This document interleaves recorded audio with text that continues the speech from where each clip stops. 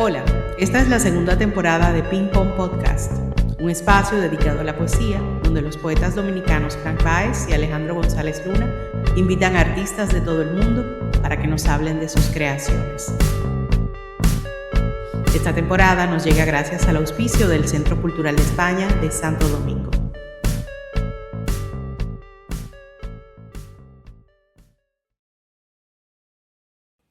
Después de un largo silencio de varios años, volvemos al ruedo con la segunda temporada de Ping Pong Podcast. En este primer programa contamos con la presencia de la poeta colombiana Andrea Cote, una de las voces más reconocidas de la poesía contemporánea en español. Andrea es doctora en literatura por la Universidad de Pensilvania y profesora en la Universidad de Texas en El Paso. Ha recibido numerosos reconocimientos a lo largo de su carrera, entre ellos el Premio Nacional de Poesía de la Universidad Externado en Colombia y el Premio Casa de América de Poesía Iberoamericana por su libro Querida Beth, en el que aborda la experiencia del desarraigo y del que hablaremos en esta entrevista. Aquí los dejamos con uno de los poemas de este libro.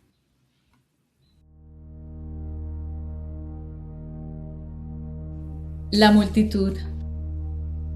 Nos dijeron que más allá del monte, del plano, del barranco, anda la vida que soñamos, donde empieza el dolor a entumecernos las piernas, nos vamos desprendiendo de antiguos recursos de viaje, más que nada palabras. Por no hablar de la sed, señalamos gotas borboteando entre piedras. No podemos gemir, para eso hace falta fuerza, pero aquí todo es para andar, el chasquido de los huesos en la carne, la rama retorciéndose, el aliento sin aire, todo es del tránsito. No se puede pensar en lo que vamos dejando.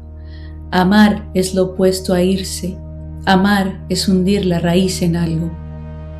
Pero la voluntad de cruce es nuestra estrella, y más allá del cuerpo, ya estamos del otro lado, solo nos falta llevarlo. Hay voraces ráfagas que me empujan hacia esos corredores, pero no entera, sino en partes. Y por la ruta voy dejando trozos de pan, jirones de ropa, papeles rotos, los hijos que me da el camino, los ramajes en que se acurrucan exhaustos. El cansancio, un ruego de cosas extinguiéndose, cuyo vacío es más amplio que el mundo. Algo mío de todo esto que avanza podrá finalmente cruzar. Esa fue la lectura de La multitud, poema de la poeta colombiana Andrea Cote, leído por ella.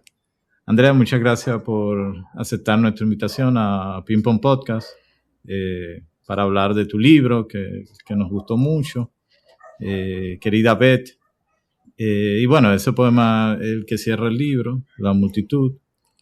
Y bueno, el libro, como ya comentamos, ganó el 24º Premio Casa de Américas de Poesía Americanas y está rankeado entre los mejores libros de la década por un ranking que hice yo. Sí. Mira, Andrea, los poemarios no es que cuentan historias lineales, como sabemos, pero sí narran a su manera, no narran de la manera en que narran las novelas o que narran quizás las memorias, pero sí cuentan historias, sí narran, ¿no? Y en Querida Beth, yo creo que una prueba de esto, su protagonista, quien está dedicado al libro, Beth, que realmente se llama Beatriz Botero, emigra a Estados Unidos en 1976 y vive ahí durante 4 décadas hasta que deciden retornar a Colombia sin prácticamente nada en las manos. Andrea, este libro, por lo que intuimos, está basado en tu tía. ¿Pudieras hablarnos de cómo surge la idea de escribirlo? Bueno, muchas gracias, Frank y Alejandro, por invitarme hoy a compartir con ustedes en Ping Pong Podcast.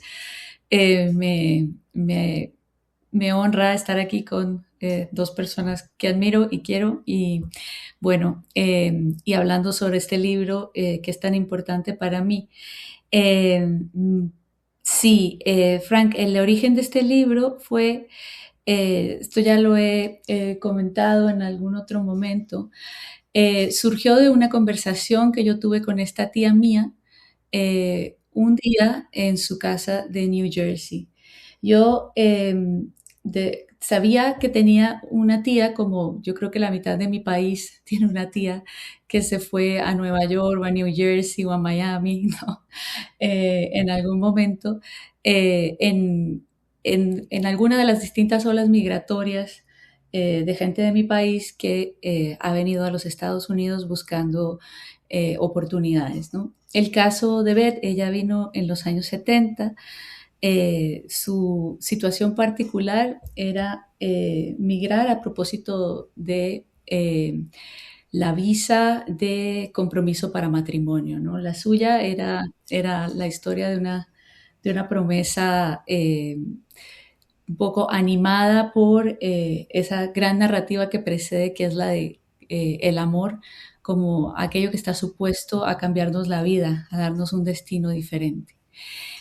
Cuando yo era niña y Beth iba de vacaciones a Bogotá, ella llegaba con unas maletas gigantes blandas, llenas de cosas americanas. Yo pensaba que ella era millonaria. No sabía que en realidad todo esto ella lo acumulaba a lo largo del año, porque ella, como muchos migrantes, se movía alrededor de una serie de trabajos que son unos trabajos que muy típicamente hacen las personas migrantes, como es, por ejemplo, limpiar las tiendas o limpiar las casas, trabajar en el cuidado de las personas mayores o de los niños, hacer trabajos repetitivos que no requieran realmente atención al público por la barrera que puede imponer la lengua, como devolver los carritos del supermercado al lugar, bueno, ese tipo de cosas. Entonces ella trabajaba en un Sears y se llevaba como los saldos, pero en realidad cuando yo llegué a vivir a Estados Unidos, Sí. pues fui consciente, ya me lo sospechaba, de la gran precariedad en la que ella vivía, ¿no? Y empecé a visitarla para acompañarla a hacer ciertas cosas, porque a pesar de que mi inglés tampoco era una maravilla, era mucho más del que ella había aprendido en casi 40 años en este país. Entonces, un día ella quiso saber, me preguntó yo qué hacía. Yo le dije que era poeta y ella me dijo que eso me iba a dejar en la pobreza para siempre. Sí, claro. Y que yo lo que tenía que hacer era escribir un libro pues más interesante, concretamente una historia de migración, su historia, y ella misma la bautizó, Sí. dijo, escribe mi historia, la vida de una colombiana en los Estados Unidos, la pesadilla americana. Eh, y yo en ese momento, como uno siempre le dice a sus tíos que le están diciendo de qué tiene que escribir, pues no le puse mucha atención. Pero años después, justo cuando Beth falleció, pues me senté y me encontré escribiendo el poema de la pesadilla Claro. americana. Ese poema, pues es como un homenaje a la génesis del libro, pero también a que yo me puse a pensar que después de todo había sido algo realmente milagroso compartir un momento con ella en el que ella, al igual que yo, creía que la escritura podía cambiarnos la vida a las dos. Ya no era, ¿sabes? Ni el Estado, ni la vida americana, ni el gringo, no sé, con casa y una excelente pensión, sino la escritura. Oye, Andrea, estaría interesante si tú leyes ese poema. Claro que sí, con mucho gusto. Pesadilla americana. La tía Beth quería que yo escribiera la historia de su vida, el periplo de su único viaje, los 40 años que pasó en el extranjero, la historia de su mala suerte. Beth siente que esta autobiografía por encargo cambiará la vida de ambas. Lo que Beth espera de este libro es extraordinario.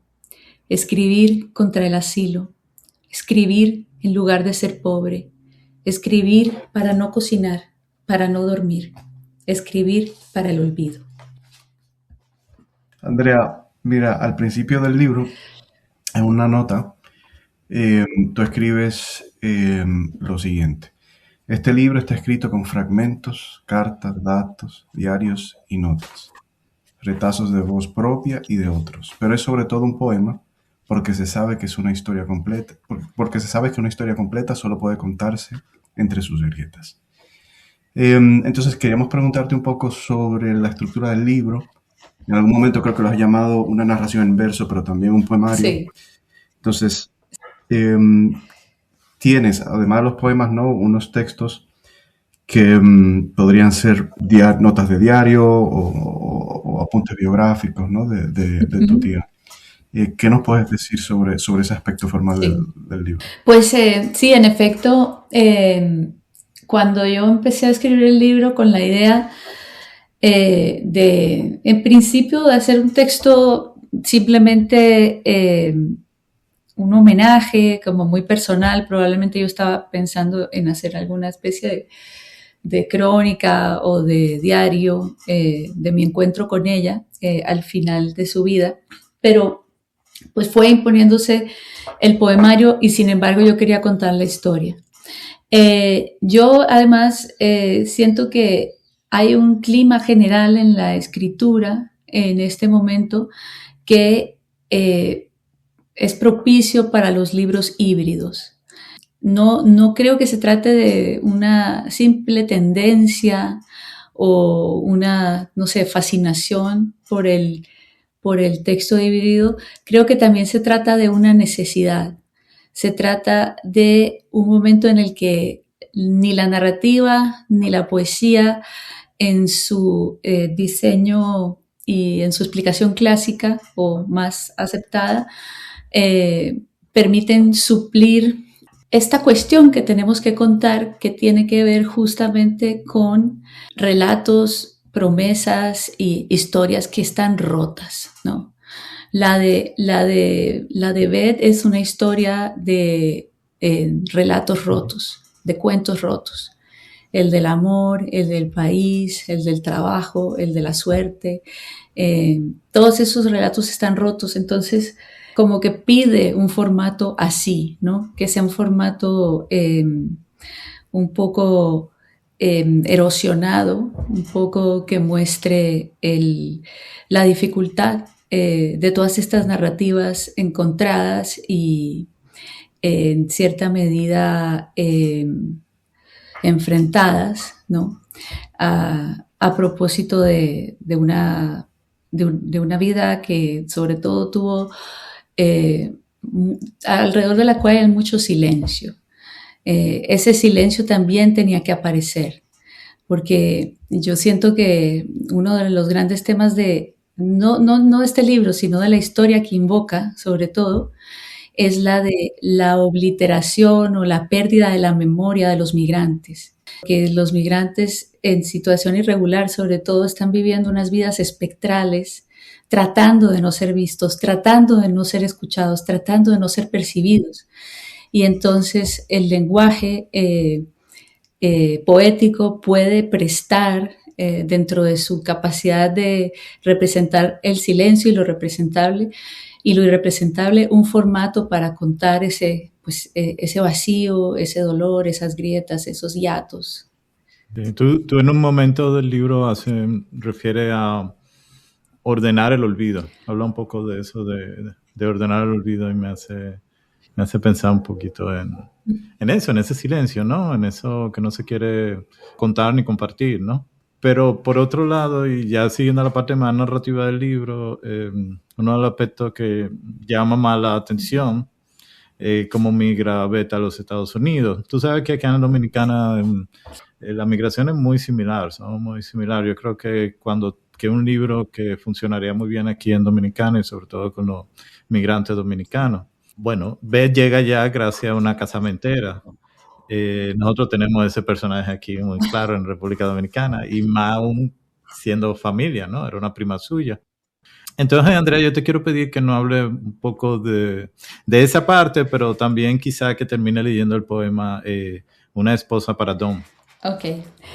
Bueno, sí. Este es un caso muy particular de migración, que es la migración por matrimonio, o a propósito sí, de promesa de matrimonio, pero que es un tema que yo me fui dando cuenta tenía grandes ramificaciones en la manera en que además, no solamente en que estas personas como Beth llegan a Estados Unidos, sino en la manera en que en que esa llegada refleja cosas sobre lo que está pasando en nuestros propios países. Porque se trata de mujeres que están buscando otro tipo de conclusión a esta imagen de la familia que no está funcionando, ¿no? En Colombia hay muchos hombres que abandonan, hay muchos hombres que pues están por diferentes razones cooptados por la violencia, y desde ahí empieza todo, desde la necesidad de encontrar un príncipe azul, porque detrás de esto hay una narrativa de éxito relacionada con que hay un hombre que va a modelar el destino de la mujer. Sí, dime. Hay algo que me recordé ahora, y hay una serie de televisión, quizá no el mejor ejemplo, pero bueno, que es una serie de Modern Family con Sofía Vergara, y prácticamente cuenta la historia de esta colombiana que emigra. Pues sí es un gran ejemplo, porque una de las cosas interesantes del caso, por ejemplo, de Beth, es que, y esto en algún momento intento contarlo en el libro, porque yo me di cuenta a través de los relatos también de la familia de quien la trajo a los Estados Unidos, que lo que sucedió es que Don, que era un hombre que no hablaba español y que nunca había visitado Latinoamérica, también él, presa de narrativas y de relatos y de figuraciones, se empeñó en que él tenía que tener una esposa colombiana. Y él partía de una configuración, de una idea de gente diciéndole que una esposa colombiana iba a ser una persona religiosa, hogareña, que iba a cocinar bien, pero que seguramente también podía ser atractiva, sumisa, bueno, que iba a haber una serie de elementos, y él básicamente, como él es un hombre que además compraba todo por catálogo, por suscripción, pues, ¿por qué no iba a pedir también su esposa de la misma manera? Su esposa por catálogo. Entonces, sí, su esposa por catálogo. Yo pensando en esta historia de los años 70, donde ellos pues, finalmente hacen todo este intercambio por cartas mediadas por la casamentera, que es la que traduce y dice y lleva y trae. Yo viendo esto, pues claro, me doy cuenta que esto no es diferente a el fenómeno del presente, con las aplicaciones, el internet, ¿no? Claro. Y cuando empecé a investigar un poco más sobre esto, me encontré que incluso había una página web completamente dedicada a conectar hombres americanos con mujeres colombianas, ¿no? Sí. Y esa es la que se llama unpes.com. Y me llamó mucho la atención porque en como en este limbo en el que, en este mercado de los deseos, por llamarlo de alguna manera, el lenguaje juega un papel tan importante. El lenguaje sobre todo tiene que ser incisivo. Esa única cosa que vas a decir sobre ti misma o sobre ti mismo para lograr que tu vida cambie para siempre, ¿no? Y sobre esto pues está la proyección, porque también el capitalismo nos vende estas imágenes, ¿no? Las historias de éxito, como la de Sofía Vergara, que uno va a ir, se va a encontrar un buen hombre que va a criar a su hijo porque ella es madre soltera, que va como a representar esa protección que en el país de origen no la puede brindar ya no solamente el marido, sino tampoco el Estado, tampoco la familia, etc. En el caso entonces de Beth, ella pues se fue creyendo en eso. Ella no pudo regresar porque tuvieron un hijo, se casaron, el matrimonio Claro. duró muy poco, pero alcanzaron a tener un hijo.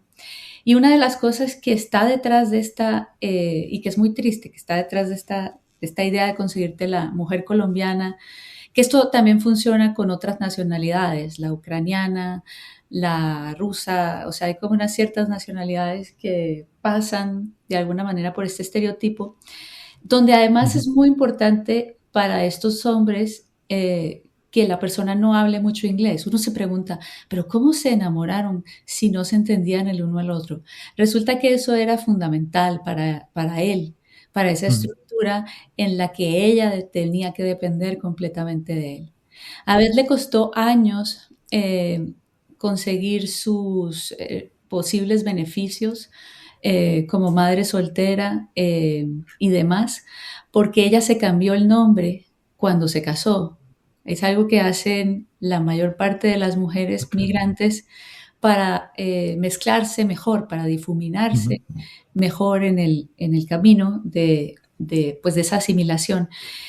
Y resulta que cuando te deshaces de un nombre, te deshaces de un linaje, te deshaces de una historia, de una herencia, de una cantidad de trazas sin las cuales pues ya no eres tú mismo. Entonces esta pérdida de la identidad y ese recuperarla también pues es muy importante en este libro. Por eso pues en general es como estarla buscando a ella, ¿no? En diferentes retazos de su historia y en diferentes voces. Una esposa perdón. Te conectamos con más de 1.000.000 de mujeres colombianas. La ciudad no importa. Las mujeres bellas están dispersas por el territorio. La colombiana es femenina, family oriented, fiel. Se le conoce por ser una esposa responsable, usa ropa colorida y mucho maquillaje para realzar su color de piel, bronceado, natural, exótica. Habla suficiente inglés. La colombiana sabe lo que quiere, conservadora, católica, le gusta cocinar, su sueño es viajar. Lo que busca del hombre es fortaleza y madurez. Quiere un compromiso serio, que el hombre provea seguridad. Conozca a su novia colombiana hoy, asesoría migratoria. Para mayor información, 1-800 Bride Today, latinwomendating.com, Colombian Brides.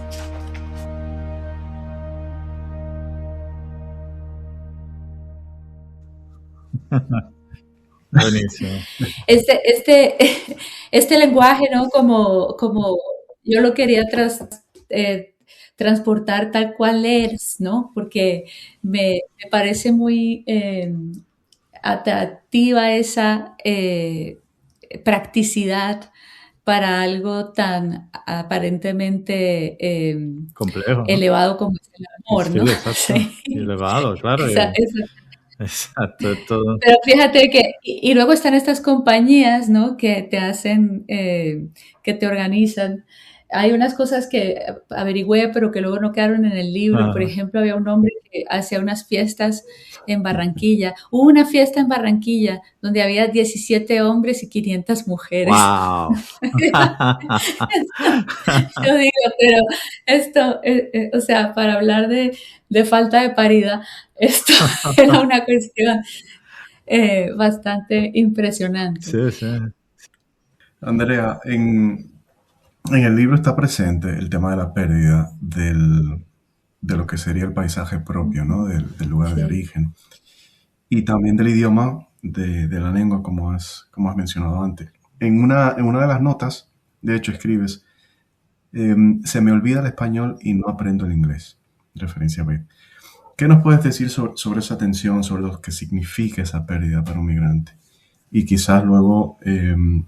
si podrías leer el poema La lengua de Beth. Vale, pues sí, este es un tema muy importante para el libro, tanto como tú bien lo has conectado, es la pérdida de la lengua y también la pérdida del territorio. Pues por una parte, el tema de la lengua es fundamental porque el migrante que no domina el idioma del país en el que está, pues está en una situación extremadamente vulnerable por un sinnúmero de razones, ¿no? Para conocer sus derechos, para navegar el sistema, etc. Este era el caso de Beth y es el caso de muchísima gente en un momento histórico en el que además, después de que se había logrado mucho terreno con respecto al uso del español en un país como este, por ejemplo, se está retrocediendo nuevamente en ese aspecto. Entonces el inglés vuelve a ser una lengua de poder, ¿no?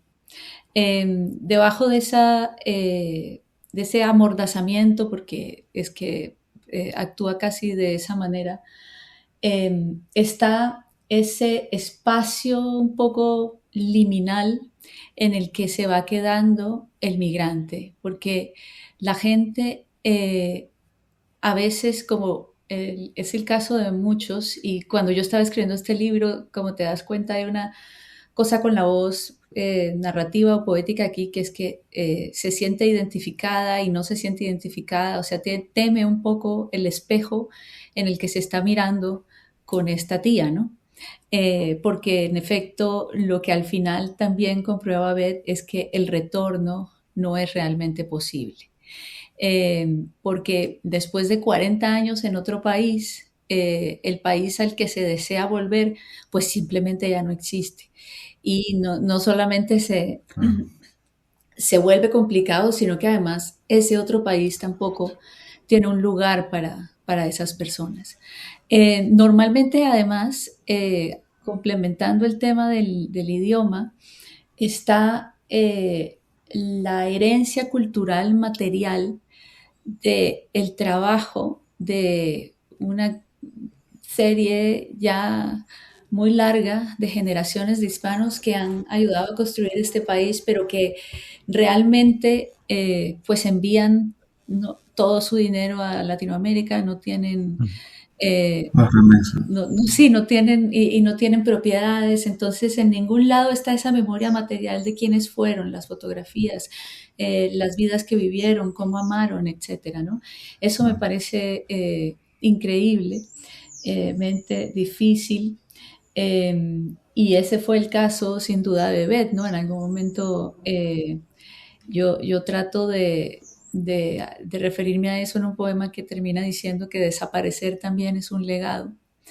Los que regresan en diferentes circunstancias, no solamente de manera forzosa, sino que la gente también se regresa voluntariamente después de mucho tiempo, porque en realidad las vidas que están viviendo acá son duras, están solo guiadas por la espectralidad del trabajo.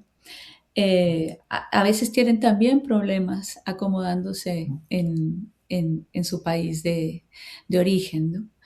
Que como decía, pues ya no es el mismo que aquel en el que ellos crecieron.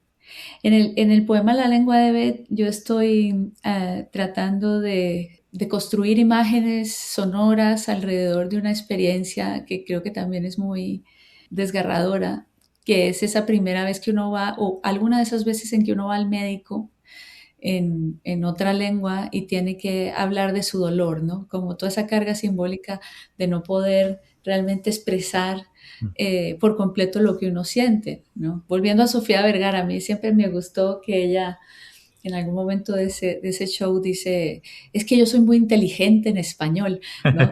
Y es muy común que uno sienta eso, que uno sienta, si me pudieran escuchar en español, yo no, y que uno sienta que hay algo de uno mismo que siempre está quedando atrás de esa supuesta identidad que atraviesa el lenguaje.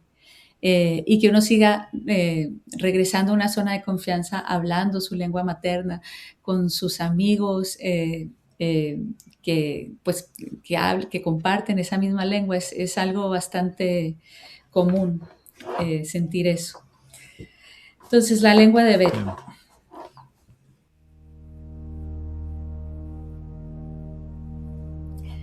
Si Beth pregunta por pan, alguien responde piedra.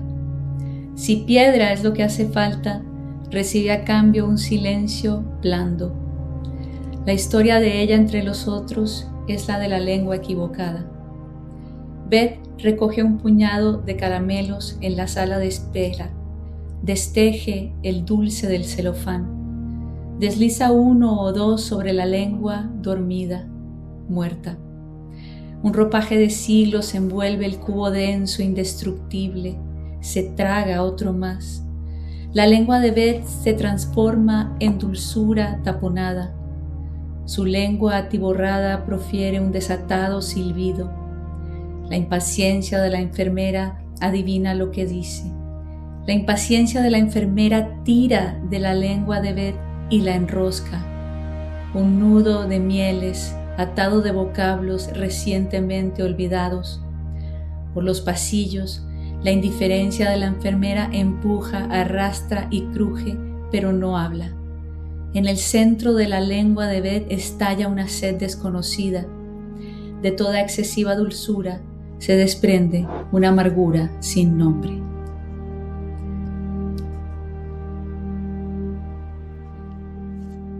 Hermoso. Buenísimo. Tú sabes que me acuerda y creo que dialoga con un poema de Josefina Báez. Dice algo así como unos versos dicen como no quiero aprender inglés porque cuando lo pronuncio la boca se me vuelve en guante. Sí. Entonces, me llamó la atención eso. Y bueno, y también, por otro lado, también te quería preguntar un poco de eso. Generalmente mucha de esa literatura fronteriza en donde se juega con esos dos idiomas, ¿no? Se juega, por ejemplo, con el inglés y el español, hay toda una tradición en que se juega con el Spanglish, se trata de alguna manera de encontrar una nueva realidad uniendo ambas lenguas. En tu caso, el uso del Spanglish, o sea, yo diría que ni está, y las referencias al inglés son muy, muy puntuales, ¿no? Y una de las razones que yo me daba era que se trata de una carta a tu tía. Sí, se trata de una carta como para pagar una deuda, ¿no? Es que es exactamente eso. Ella me pidió y entonces yo pues pago la deuda, pero al mismo tiempo entro en este espacio que abre la poesía en el que ya no se trata de mi carta ni de mi deuda, sino que se trata de los libros restituyendo lo que la realidad despoja, ¿no? O lo que la realidad, aquello de lo que la realidad nos despoja. Con respecto al español, pues mira, en el título, por ejemplo, hay esta idea de la convivencia de las lenguas, ¿no? Porque el nombre está, en esta concreción anglo, ¿no? De Beth, querida Beth, un poco también para referirse a toda esta cosa de que le cambiaban tanto el nombre, que es algo que le pasa a los inmigrantes todo el tiempo. Hay un rechazo del idioma que hospeda o del idioma del país de acogida, a entender, por ejemplo, que los latinoamericanos usamos dos nombres. Entonces ahí empieza, hay como una trabazón y un error, y entonces te quitan un nombre, te ponen otro. Cuando hay demasiadas consonantes también las cercenan. Y en esa incapacidad aparentemente inconsciente de aceptar y de realmente compartir espacio con el otro, hay un gesto político muy fuerte. Por eso, para mí es importante que el libro tenga una identidad en el español, es decir, que sea un libro del español, porque yo vivo en los Estados Unidos, pero vivo en la frontera, y el ejercicio de estar en la frontera es justamente el de una convivencia verdadera, en mi opinión, de lenguas. Hay una justicia lingüística que no necesariamente se ve en otros lugares del territorio, que tiene que ver con una aceptación de que hay partes del otro que no son traducibles y que no es necesario ni deseable traducir, y que simplemente deben ser aceptadas de esa manera. Es decir, las lenguas pueden convivir en los espacios sin que haya una jerarquía. Sin embargo, pues es un gesto político bastante, pues, de alguna manera difícil de acarrear porque nadie va a leer el libro en este país si no se traduce, ¿no? Sí. Eh, Curiosamente, este país, pues que es el país que está representado en este libro, pero que también podía ser, no sé, Europa podría ser otros lugares de Europa del Norte, eh, traducen poco. En realidad esperan que sean los otros los que se acomoden a sus formas, ¿no? Son muy pocos los libros en literatura en traducción que se publican en los Estados Unidos y también son pocos los que se publican en español y circulan, aunque esa es una balanza que está cambiando mucho más rápidamente de lo que nos imaginamos. Hay alrededor de 60 millones de hispanohablantes en los Estados Unidos, lo que lo hace el segundo país donde más se habla ese idioma. Y la lengua está dejando de ser una lengua estigmatizada, una lengua relacionada con servicio, para, para, para empezar a ser lo que es Ujú. siempre, que es la representante de una herencia cultural y de una historia colectiva, etcétera, ¿no? Cada vez también hay más espacios para discutir en español en el territorio. Sin embargo, aún sigue siendo, ¿no? Comparativamente, eh, pues muy desigual, pero Sí. allí vamos. No, qué interesante. Siguiendo en la línea un poco política que tiene el libro, porque la tiene, hay un poema que, aunque yo sé que no fue pensado en ese contexto, uno lo lee ahora pensando en la situación actual y lo relaciona de inmediato. Me refiero al poema El Cerco, y que de algún modo me hizo pensar en la paranoia que ICE ha creado en la comunidad latina en los Estados Unidos. Como la mayoría Sí, sabe, el Servicio de Inmigración y Control de Aduanas ha roto récords en términos de sí. arrestos y deportaciones en los últimos meses, en comparación con el mismo periodo Ujú. de, por ejemplo, el 2024, bajo la anterior administración. Las capturas de ICE aumentaron un 120%, lo que equivale a 1,000 arrestos diarios.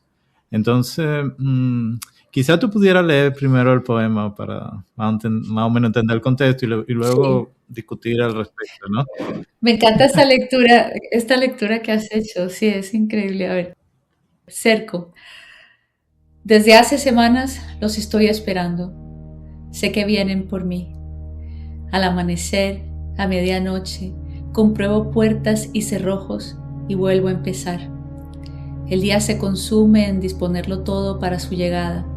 Inspecciono habitaciones y pasillos, recorro cada resquicio, clausuro cada rincón de esta casa en la que puedo jurarte que no entrarán. Sé de las preguntas que hacen, créeme, la ranura secreta por la que nos observan, y aún así todo está intacto. Lo sé, todo lo veo desacralizado.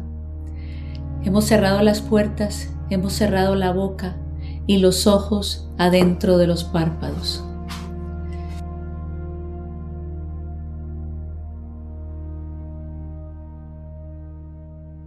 Tremendo, ¿no? Buenísimo. Sí, Sí, es un estado paranoia.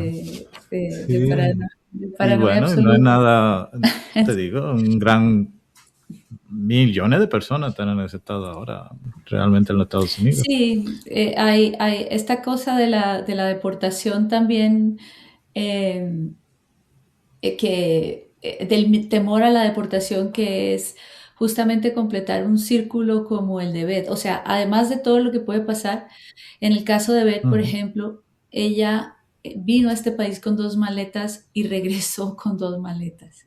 Sí, Entonces ese círculo de como de, sí, es un círculo de pérdida, sí. pues es muy duro. Entonces hay un momento en que también el libro pregunta, ¿qué sacaría usted de su casa en llamas, ¿no? Si tuviera muy poco Sí, tiempo para irse. sí. Porque es lo que sucede a la gente, cuando la deportan no le permiten llevarse absolutamente nada. Ujú, Además de todo, es un gran despojamiento. sí. Hoy en día se ve mucha gente que está mandando sus cosas desde Ujú, antes para los países, especialmente aquí en la frontera. Eso se ve mucho porque pues aquí es más sencillo enviar las cosas hacia el sur. mm, Un poco ya como con las manos como los del poema, como diciendo, aquí estoy, yo los estoy esperando. sí. Aquí no van a entrar, pero en todo caso, un poco ya con una acta de rendición entre las manos, ¿no? Tratando de sacar a flote lo que más se pueda. Andrea, el libro aborda, como hemos hablado, ¿no? La historia de Beth, pero tú también te fuiste y te radicaste en Estados Unidos, ¿no? Entonces quería preguntarte cuánto hay de ti en este Sí. libro, cuánto hay de tu propia experiencia. Hace un momento hablaba de esta como fijación especular que tiene la voz poética o la voz narrativa, porque no quiere repetir esa historia, ¿no? Pero sabe que esa historia es un poco, un poco, es un destino, es casi imposible no repetirla, al menos en parte, ¿no? Cuando escribí ese poema que dice que el retorno no es posible, y sin embargo seguimos retornando, que dice exactamente cuando me preguntan de dónde vengo, sonrío, el lugar del que vengo no existe, pero allá sin embargo estoy volviendo. Estaba completamente pensando en mí, en en esta idea que después de 20 años tengo yo todavía de que esto es temporal. Eh, Todavía yo compro un libro y yo digo, debería mandarlo a Colombia porque se va a quedar aquí, se va a perder, debería mandarlo a mi casa, ¿no? Pero Oh, esa casa no existe.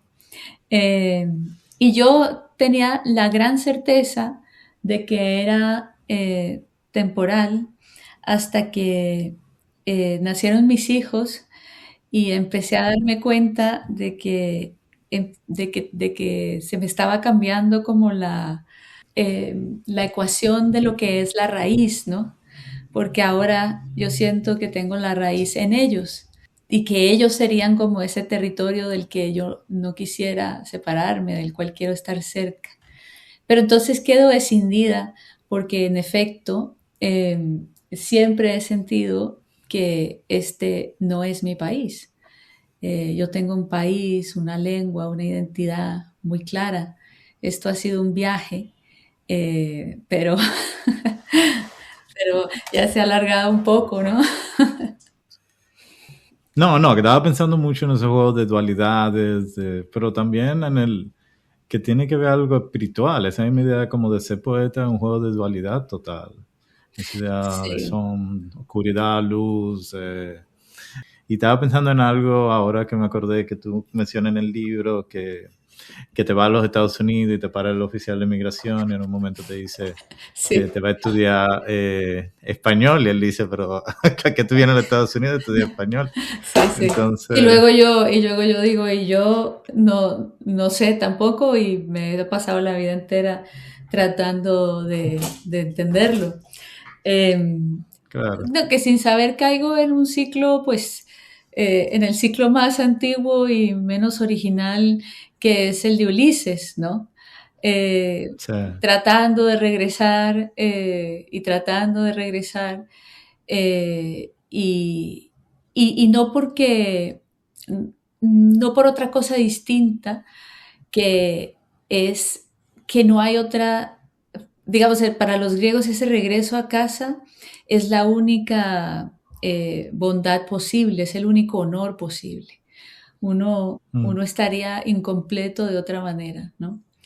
Eh, claro, pero, pero en verdad, como bien lo dices, Nosotros como escritores tenemos una revelación constante, como escritores o como amantes de la literatura más que nada, que es que, como por ejemplo lo hizo Álvaro Mutis, él tiene un poema bellísimo que se llama Exilio, donde él recuerda el paisaje del Tolima, Wow. eh, y en el poema regresa a un Tolima, además como de su tiempo, donde no sé, el fresco del arroyo le llega por la mañana y se toma una taza de café.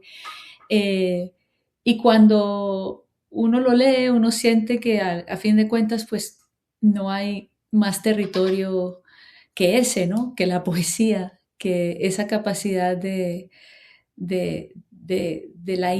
la imagen, de andar entre la sangre, ¿no? Qué lindo eso.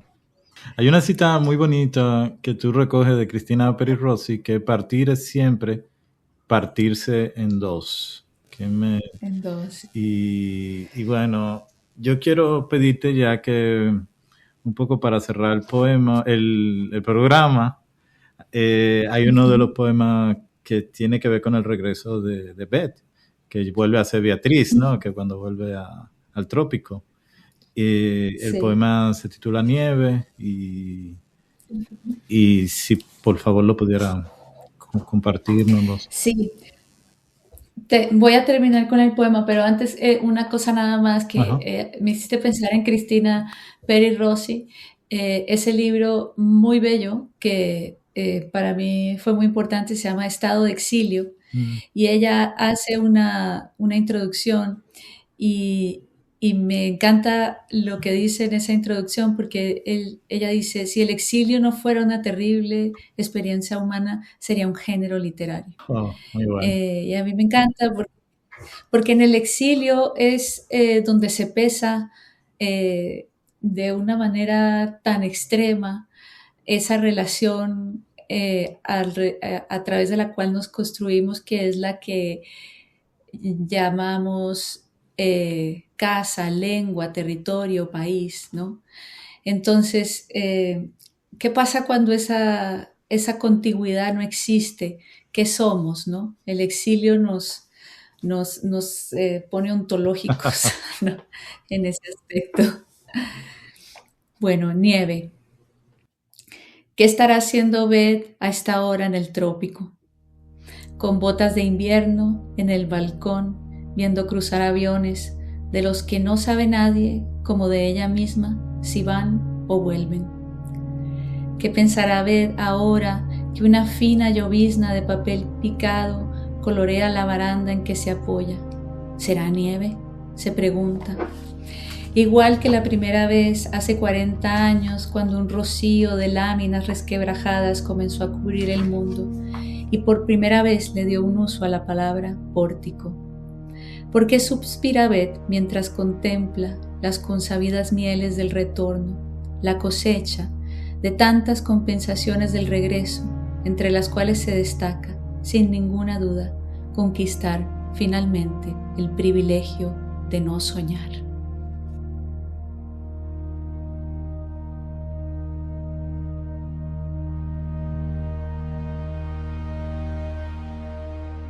Qué bueno, qué bueno. Qué Mira. gran. Sí, Ya no más qué sueños. sueño. Y qué liberación, ¿no? Sí, Sí. no Que más incluye la sueño pesadilla americano. americana, o sea, Sí, también. Eso, qué interesante. Y ella muere, sí. muere ya en Colombia, entonces. Sí, ella muere en Colombia. Antes de que ella muriera, ella ya muy mayor en Colombia, como un poco lo cuenta este poema, o quiere este poema como sugerirlo, ella ya está bastante perdida, ¿no? Ella no sabe dónde está, porque le es difícil orientarse en este país que no conoce. Entonces es como si volviera a llegar como una nueva persona, como cuando llegamos por primera vez y no sabemos cómo se llama nada y nunca hemos visto la nieve, etcétera, ¿no? Pero en algún momento, ya bastante hacia el final, y había perdido muchas pues, facultades mentales, un día la vi, ella me pregunta que quién soy. Entonces yo le digo, me llamo Andrea, y me pregunta, ¿y tú vives en Estados Unidos? Le digo, sí, yo vivo en Estados Unidos. Y ella me dijo, yo también viví en Estados Unidos toda mi vida y yo allá era profesora universitaria. Entonces yo dije, sí.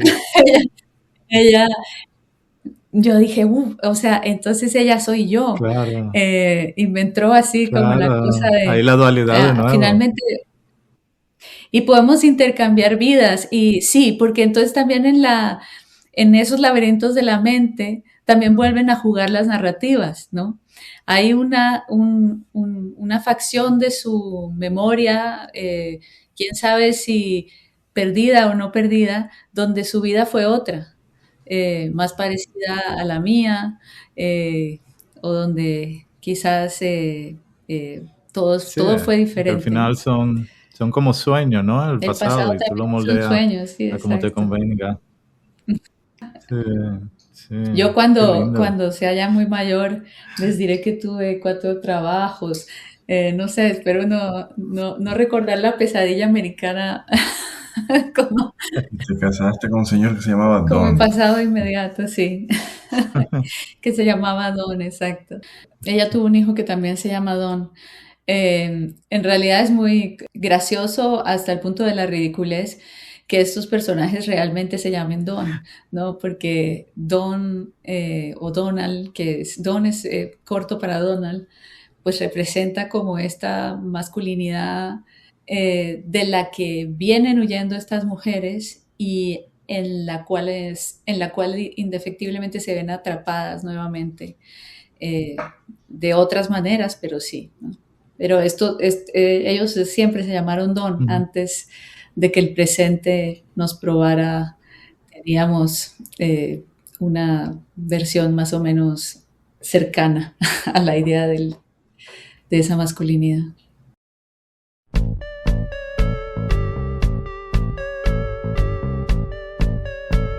Esto fue Ping Pong Podcast, una producción de Frank Báez y Alejandro González Luna. Gracias por escucharnos.